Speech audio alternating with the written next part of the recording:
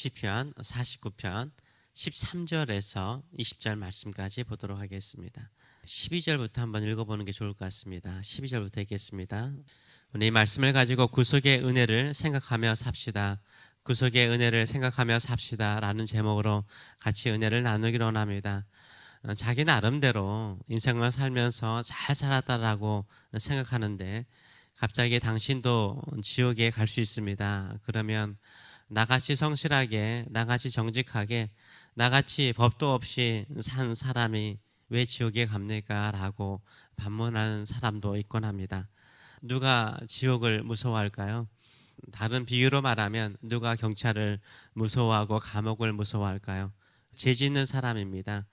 죄 짓는 사람이 경찰을 무서워하고 감옥을 지겨워하죠. 그들이 감옥이 없다고 믿는들, 감옥이 없다고 생각한들 감옥이 없어지지는 않을 것입니다. 세상 나라에도, 거의 모든 세상 나라에도 경찰이 있고 법원이 있고 감옥이 있습니다. 이것이 없는 나라가 좀 이상하죠. 이상한 나라죠.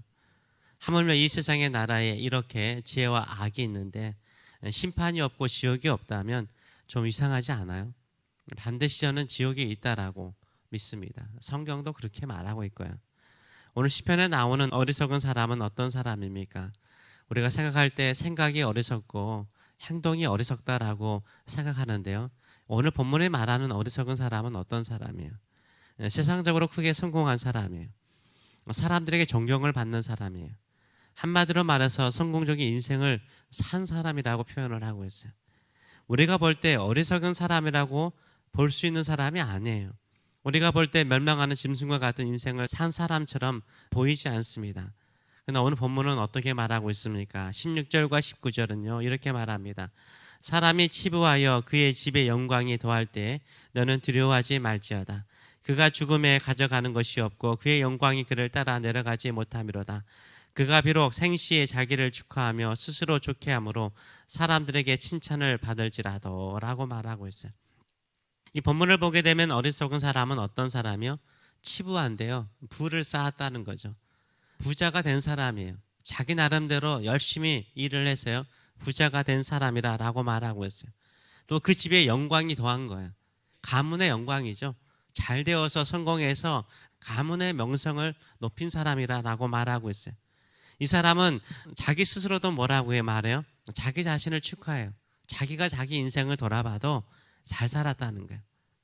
남에게 피해 주지 않고 나름대로 선하게 살고 착하게 살고 성공했다라고 말해요. 또 주변 사람들도 뭐라고 말합니까? 주변 사람들에게도 칭찬을 받는 사람이요. 저 사람은 좋은 사람이었다. 인생을 성공적으로 산 사람이었다. 이렇게 주변 사람들에게 칭찬을 받는 사람이라고 말해요. 이런 사람을요, 오늘 본문은 뭐라고 말합니까? 두려워하지 말라. 한마디로 말해서 부러워하지 말라라고 말해요. 이러한 사람을 부러워하지 말라는 거예요. 왜 그렇습니까? 이러한 사람은 어떤 생각을 갖지 않아요? 한 가지 생각을 갖지 않는 사람이기 때문인 거예요. 뭐죠? 차후에 심판이 있고 지옥이 있다라는 것을 생각하지 않아요. 이 땅의 삶이 전부라고 생각하는 거예요.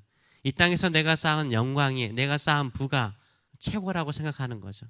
그래서 돈을 의지하고 돈을 사랑하는 사람이라고 말하고 있어요. 그들은 그들의 결말이, 그들의 끝이 지옥이요, 멸망이요, 멸망하는 짐승이라고 생각을 하지 않는 거예요. 그래서 어리석은 것입니다. 근데 한번 생각을 해보세요. 우리가 이 땅에서 명예를 쌓고 부를 쌓고 영광을 드러내고 사람들에게 칭찬받는 거 모든 믿는 성도들도 부러워하지 않아요? 많은 사람들이 부러워하는 경우가 참 많습니다. 근데 이 사람들이 가는 곳은 어떤 곳입니까? 19절은 말하기를 영원히 빛을 보지 못하는 곳이라고 말해요. 영원히 빛을 보지 못하는 곳으로 가게 돼요. 14절의 말씀을 보게 되면 그들은 양같이 수월에 두기로 작정되었으니 사망이 그들의 목자일 것이라. 정직한 자들이 아침에 그들을 다스리려니 그들의 아름다움은 소멸하고 수월이 그들의 거처가 되리라 라고 말을 하고 있습니다. 양이 끌려가 죽는 것처럼 사망이 그들의 목자로 그들을 끌고 간다라고 말하고 있어요. 그들의 아름다움, 이 땅에 그들이 취했던 그 모든 아름다움들은 안개처럼 사라진다라고 말하고 있습니다. 그들의 거처는 수월이라고, 그들의 영혼이 있는 곳은 수월 지옥이라고 말하고 있습니다.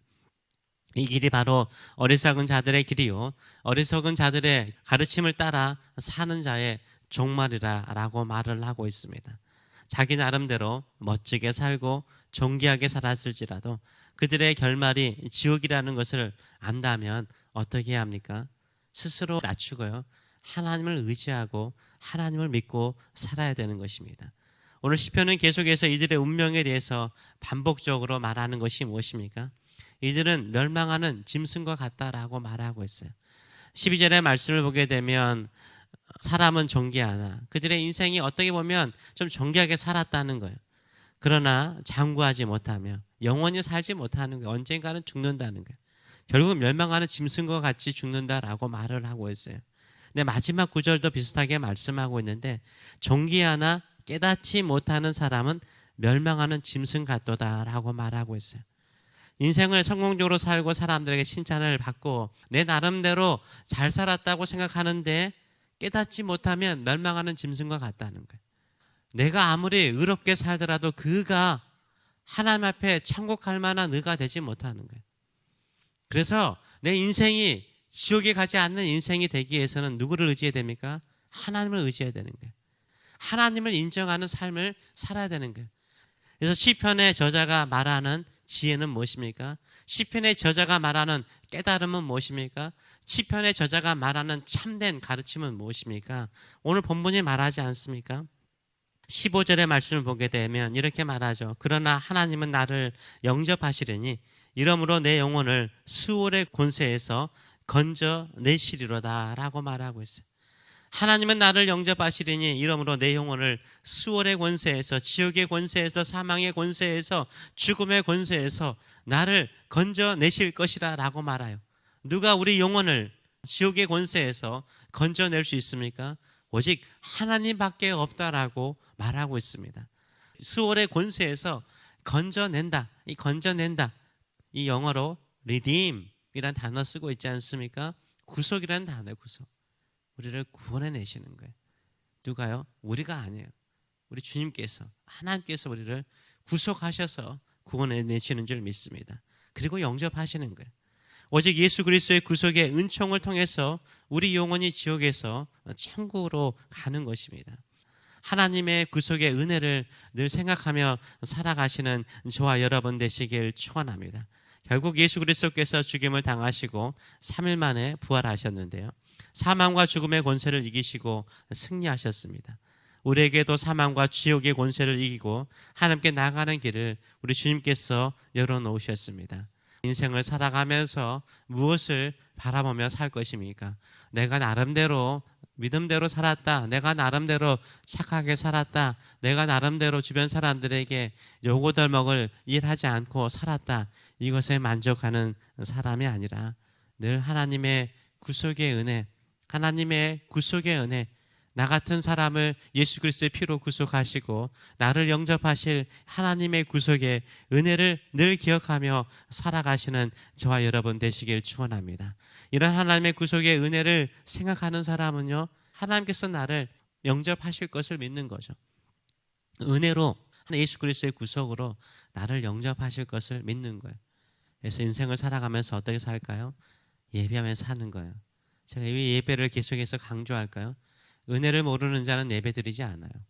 은혜를 아는 사람은요, 예배드려요.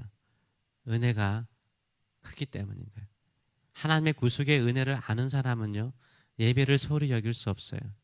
왜요? 하나님을 높이고 하나님을 찬양하고 하나님을 의지하는 마음의 표현이 뭐겠습니까? 하나님의 이름을 부르고 하나님의 이름에 합당한 영광을 돌리는 거잖아요. 예배지 않습니까? 예배드리는 것이 소중한 것입니다.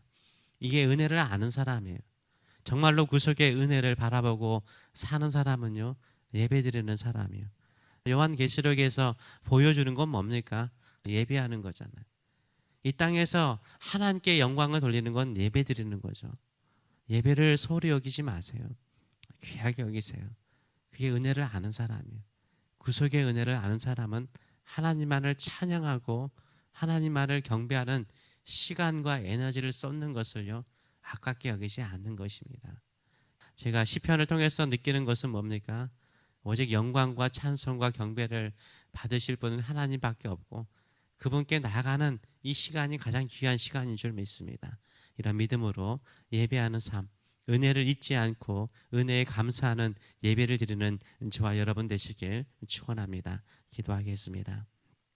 살아계신 하나님 아버지, 나름대로 선하게 살고 착하게 살고 성공적으로 살고 또 가문의 영광을 더 높이는 사람으로 살고 주변 사람들에게도 칭찬을 받고 내 스스로도 내가 잘 살았다라고 생각할지라도 하나님을 의지하지 않고 하나님의 구속의 은혜, 하나님의 구속의 은혜를 알지 못하고 깨닫지 못하고 살면 멸망하는 짐승과 하나도 다르지 않는 것을 아옵니다. 오늘도 이 말씀을 깨닫습니다.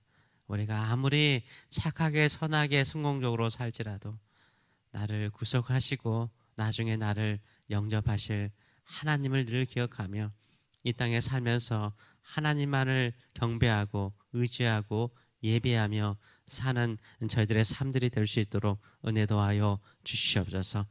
예배를 통해서 하나님께 가까이 나갈 뿐만 아니라 내가 하늘나라에 영접받는 거, 하나님의 품에 안기는 거, 천국에 가는 것이 결국 하나님의 은혜, 예수 그리스도의 구속의 은혜로 말미암아 가게 되는 것을 알기에 더욱 찬송하며 경배하며 사는 저희들의 삶들이 될 수 있도록 인도하여 주시옵소서. 감사드리며 예수님의 이름으로 기도하옵나이다. 아멘.